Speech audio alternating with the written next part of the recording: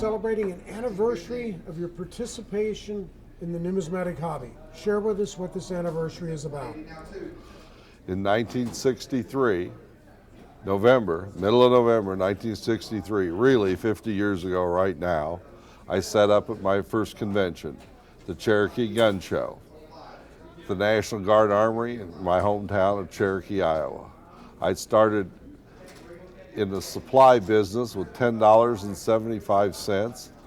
Then I had another guy who became my partner, John Cook.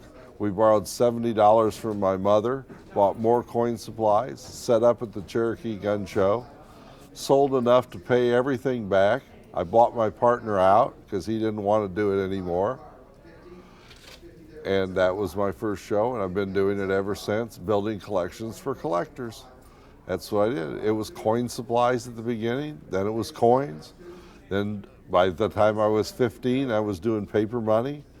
And all my mentors, I couldn't drive. My mom had to drive me so that I could go catch up with somebody to catch a ride to a show. That's the way it was in the early days. Now we get around on our own. But 50 years have gone by. I've been really lucky, been fortunate, met some of the virtually all the greatest people in the industry and some of the greatest people in the world since over that period of time. I feel very fortunate, and I hope I can do it for a long time to come. What areas will you go into in the future?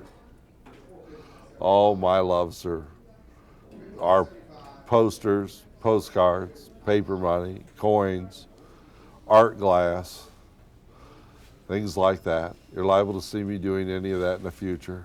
Tiffany, anything. Any good collectibles that I can, got somebody that can handle or I can handle, we'll be doing them. And in 50 years of dealing, what are the most important things you've learned? In the auction business, I've learned the most important thing is to pick your consigners. Some people just aren't ready to sell. If they're not ready to sell, it's just you can't do good. But you have to be fair, be honest, do what you tell people you're going to do, even if it's wrong. Do what you tell them you're going to do. That's it.